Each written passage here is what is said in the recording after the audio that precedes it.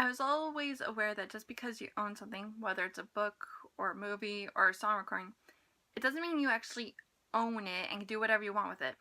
Movies have FBI warnings, and plagiarism is talked about in all levels of school. And you know that it lets people know that you'll get in trouble if you copy something. Copyright is something that everyone knows about, but not necessarily knows the specifics of. We've seen this a lot recently, where certain people at political rallies use certain songs at them, and then afterwards, the artists who actually own the copyright on it and are the actual owners of the song, they come out and ask these people not to use our songs because we don't like how you're using it, we don't believe in what you are talking about, or just we don't want you using our song. And this has happened a lot of times, especially recently, as I said, and I've seen comments of people asking, like, what exactly gives these artists the right to tell them that they can't use that song? This all comes back to copyright. And that means that not only can they tell these people, do not use our music, but if the case were to end up going to court, they would probably win and the person would have to stop using it. Anyway, so because violating copyright is illegal. So it really begs the question, when can we use copyright material? I was one of those people who thought that as long as I gave citations or proper attribution, I could mention it or talk about it. That is not really the case, though. Attribution does not equal real permission. And this is a bit tricky, especially nowadays, because we are such a reference-saturated culture. We drop references all the time. We quote things in conversations, on Twitter, on blogs, you name it. We talk about on there. And this is also shown within media because media reflects current culture.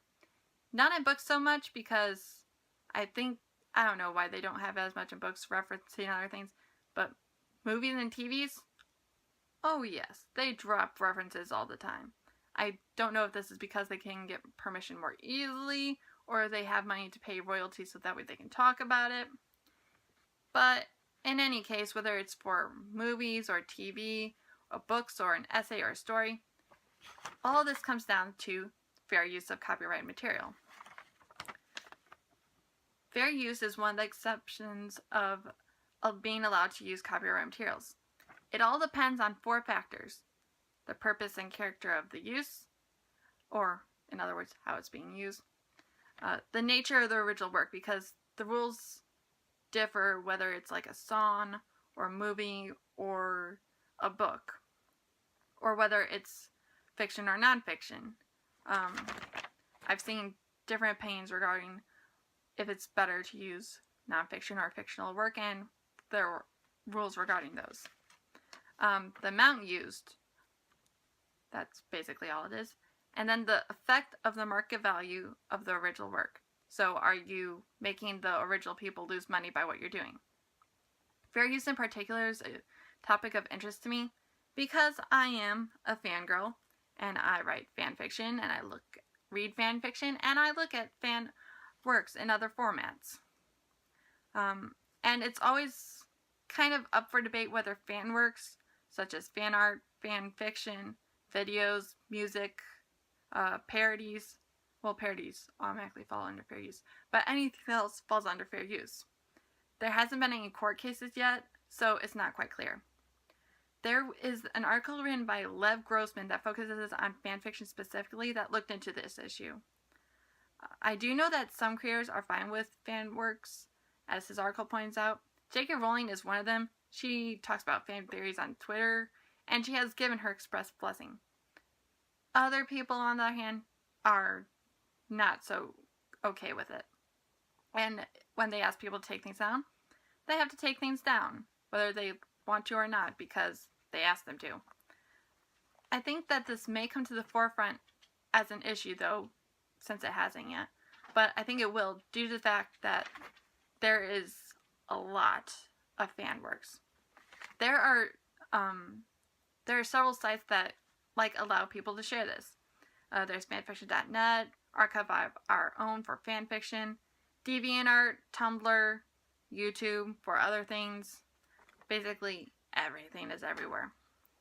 And those are just some examples. And then there's the sheer amount of content.